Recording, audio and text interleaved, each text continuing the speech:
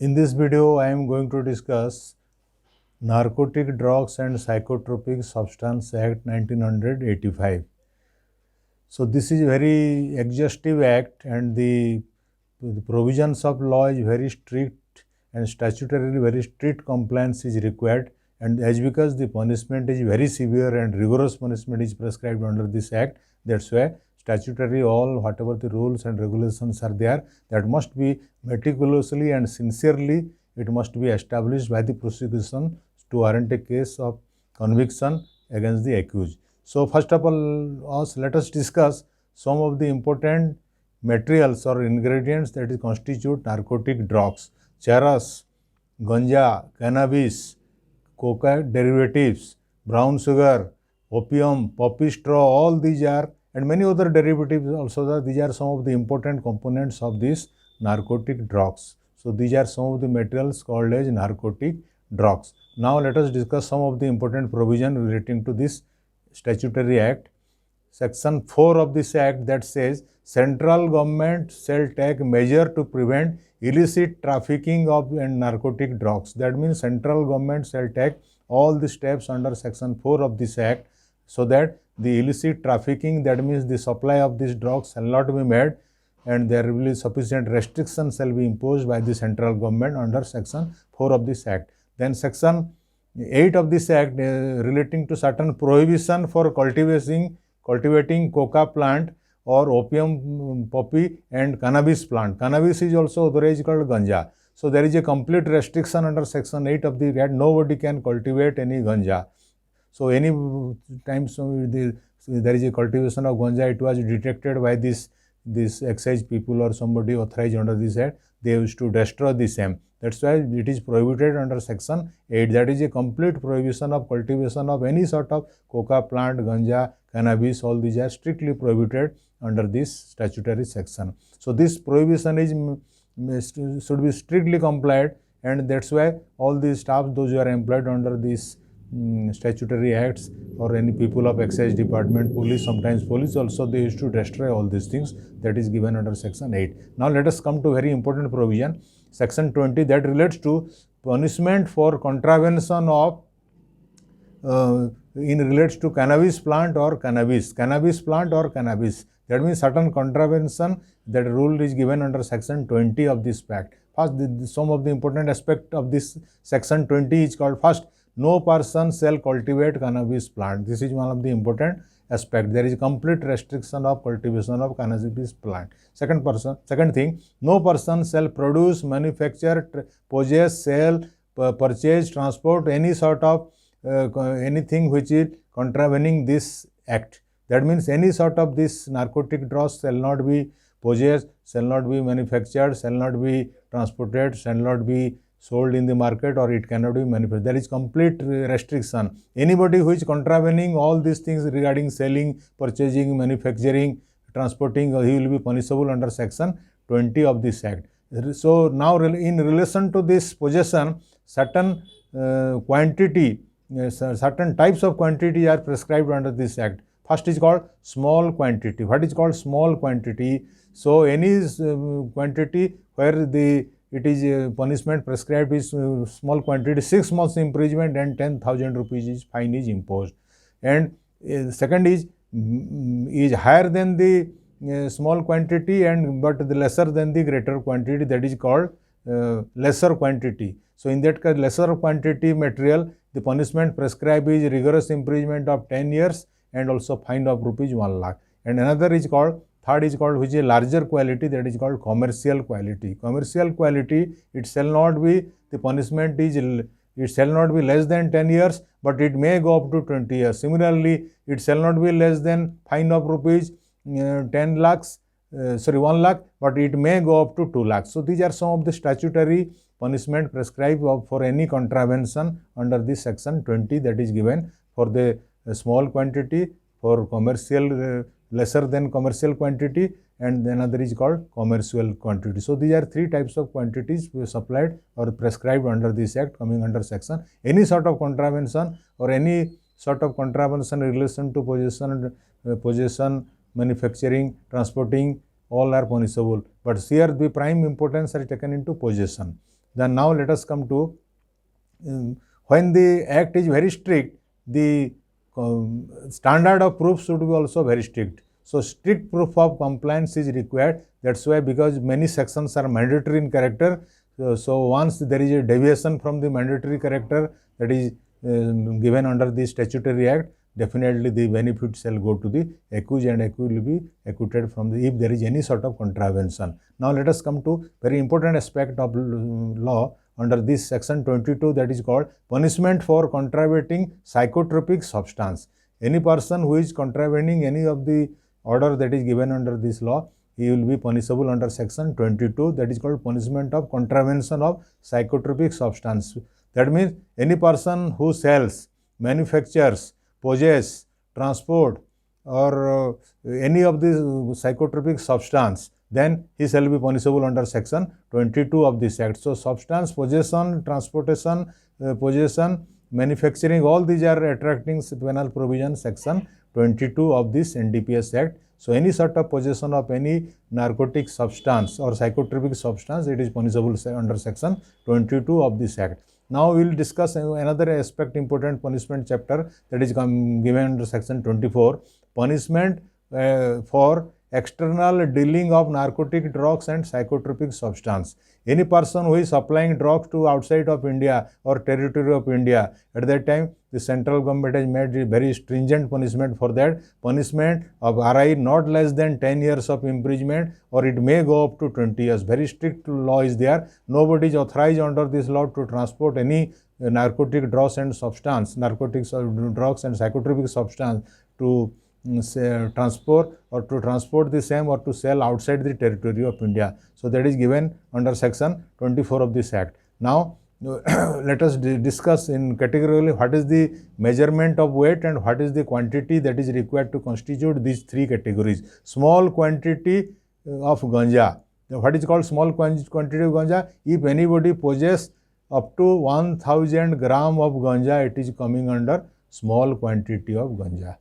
That means then what is commercial quantity? Any person who is possessing minimum 20 kg or more of ganja, it is called commercial quantity. That means any person or anybody's house where more than 20 kg of ganja is recovered, it will be coming attracting that it is coming under this provision, commercial quantity. So in case of commercial quantity, punishment is very severe, and in case of this small quantity, punishment is of course lesser. So here small quantity in relation to ganja, it is called 1000 gram, and different for different types of narcotic substance and narcotic drugs, different types of these varieties and different quantities are prescribed. Of course, whatever that is given in the table in the act, that can be referred, but it practically it is not possible to, because more than 60 to 70 types of drugs are there, and I have referred to only one type of this article relating to ganja or cannabis, where the small quantity is up to 1000 gram and the commercial quantity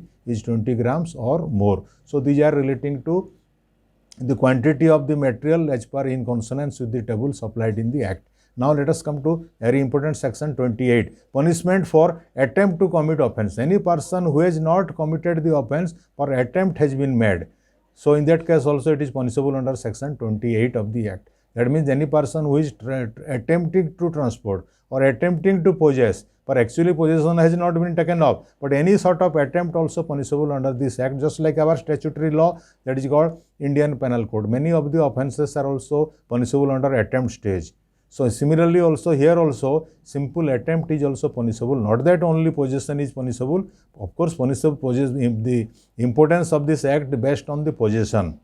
But sometimes attempt is also carries very important aspect of law, as because attempt is also punishable under this section 28 of this act. Now let us discuss some of the provision related to penal provision, section 36A and 36. 36A relates to offences triable by special court. All the offences under this NDPS act are triable by special judge. The state government shall appoint a special judge of the category of the district judge rank officer to decide all cases under this NDPS act. Those courts are called special courts.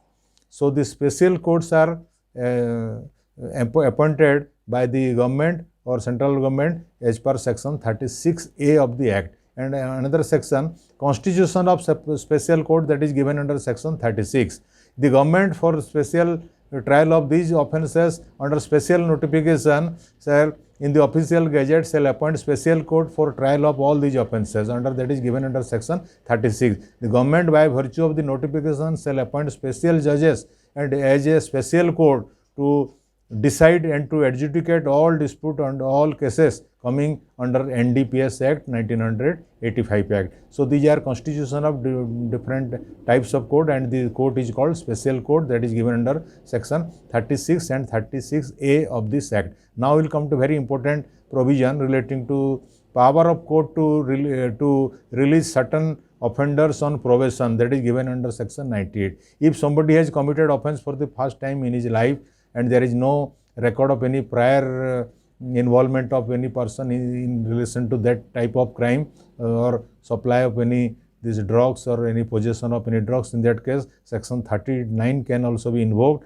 and special special category of persons by seeing the age factor, category of person, the character and antecedent of the persons are reckoned, and it is considered under this section 39 of the act, so that a person can also be released on probation of good conduct by executing a bond of probation of good behavior bond, so that he can take the help of probation of offenders act. So certain provisions are there. Of course, it is confined to a limited category where small quantity of material is found, provided the person must not have any antecedent of that character. So all these factors are taken into consideration: age factor, qualification, and his whether antecedent, whether involvement of any sort of crime or any involvement of any other earlier offences of this category are taken into consideration. So it is of course a very rare case under section 39. Of course, it is confined to small quantity. It is not confined to the larger quantity or commercial quantity.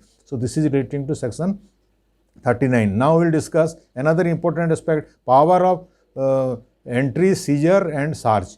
Arrest without warrant. That means, and that is specifically provided under section 42. A person, a officer or any police officer or any officer of any excise or central excise, they are authorized under section 42 enter into any premises for seizure and the power of arrest without even warrant. So this is a special provision given under section 42. Once there is a information to these officers that somebody is in possession of this, or somebody is transporting, or somebody is habitually doing this business, so at that time, by recording the information, their official record, they can proceed, and they, without obtaining a warrant, also they can arrest or they can enter into any premises and they can seize and search any premises without warrant. That all these provisions are stipulated in section 42 of this act. As because the law is very strict, so once the person is going for search, that the fact of information must be recorded in document. Then only they can read and they can seize or search any premises under section 42. Now another provision, very important provision relating to power of seizure and arrest in case public places. If sometimes they in public places, the authorized officer like police and the excise people, they can also are authorized under section 43 to power to seize in any public place. They are authorized under law. So these are some of the important aspects relating to search and seizure given under section 42 and 43. Now very important section, that is section 50. It is very randomly it is used, search of person. It does not mean to search of premises. There is a distinction between search of premises or search of person. So here, if personal search, suppose a person is carrying a bag and carrying some contraband article like ganja or charas, let us say. He is carrying a bag, and in that bag these articles are found, and that can be seized, but that cannot be searched. That is not called personal search. So it is not attracting section 50. When any officer entrusted under this act can search any person, to take any person without delay to a nearest gazetted officer. Suppose a officer is going to search a person, he is suspecting that he is possessing certain narcotic drugs in his person. So first of all, he has to take that person to a nearest gazetted officer, and any officer of any department of gazetted officer, or to a nearest magistrate.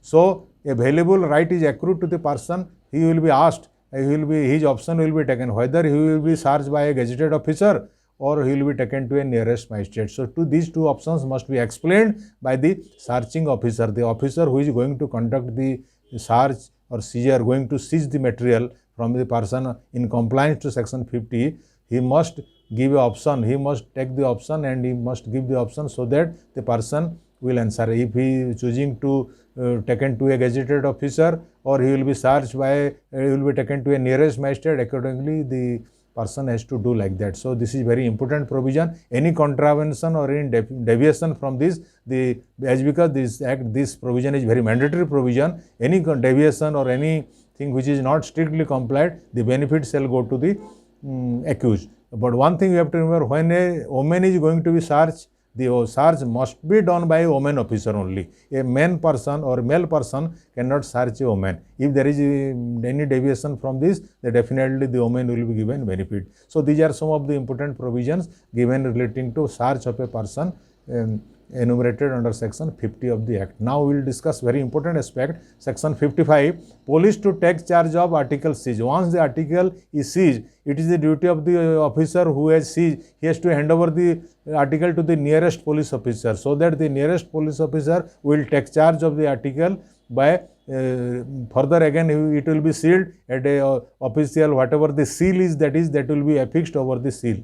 So over the seized article. So the police has to take charge of the article seized. That means the officer in charge of the nearest police station shall take charge of the article, and any OIC of police station shall take charge. He is having authorized under law. Any officer in charge, he can take charge of the material and for safe custody. That means once he is taking the article, that article must be given in proper Jima or in proper custody of the OIC pending order of the magistrate. Till he gets any order from the magistrate, he will be in charge or he will be custodian of that seized article, and to affix his own seal. That way, after taking charge of that, he will affix his own seal, and such such article to be kept in sample from them. Thereafter, the sample will be taken. So everything shall be done in compliance with provision of section 55. So it is also a mandatory provision. It must be very complied very strictly. Any deviation or any infraction thereof, the entire prosecution case shall be vitiated. Then coming to very important provision, section